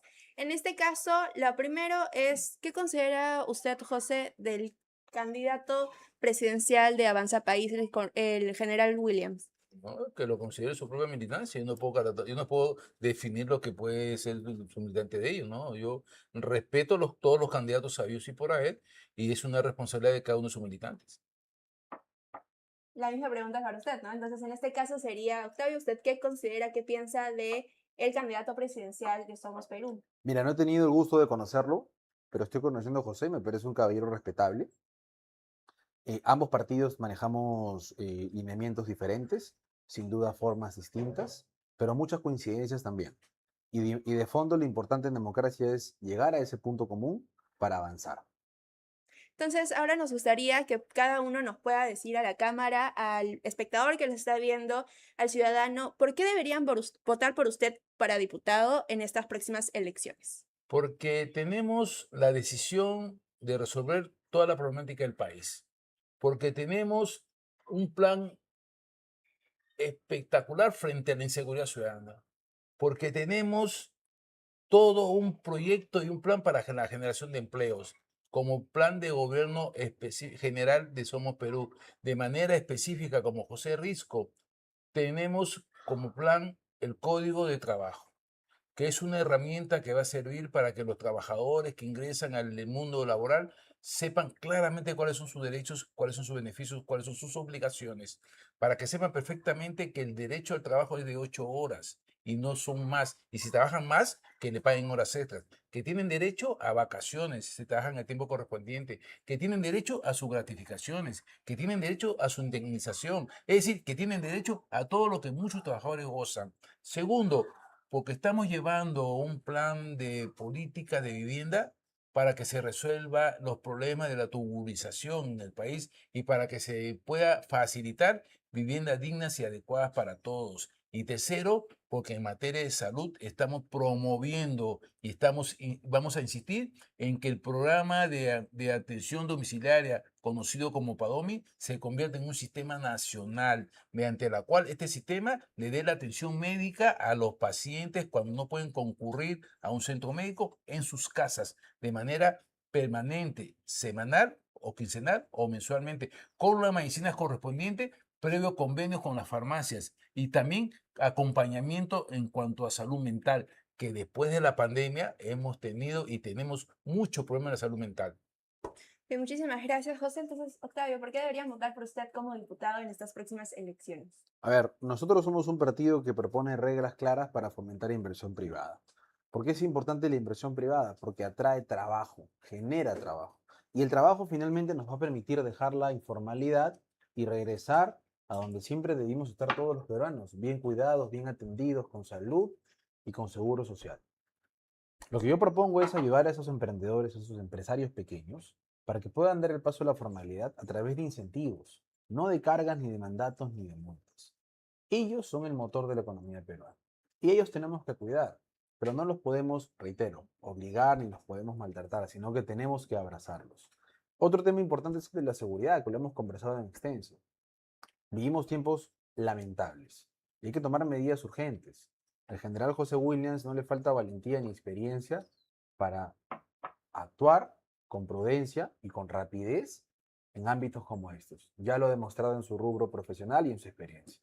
Yo les pido que confíen en mí, que revisen mis propuestas. Soy candidato por Lima con el partido Avanza País y no me considero un político ideológico. Yo me considero un político pragmático. Y creo que coincidimos también ahí. Sí, lo que vamos a tener que procurar es poner adelante la solución efectiva, no la solución de un color determinado o de una esquina determinada, sino lo que funciona. Ok, muchísimas gracias a los candidatos. Esto ha sido el debate a través de la señal de Diamante TV. Recuerden, nosotros somos Diamante Noticias. Pueden seguirnos en todas nuestras redes sociales como Diamante TV Perú. Tenemos TikTok, Instagram, Facebook y YouTube, además de su señal abierta 11.4. También pueden seguir a Diamante Noticias en TikTok y en Instagram, tal cual como Diamante Noticias. Y como siempre, agradecer a Agua Inca, el agua más peruana de todas, por permitir traer este noticiero a sus televisores. Muchísimas gracias a los candidatos. Ha sido un gusto escucharlos en este debate. Entonces, esto ha sido todo por el día de hoy. Recuerden que yo soy Antonella Jarro y esto ha sido Diamante Noticias.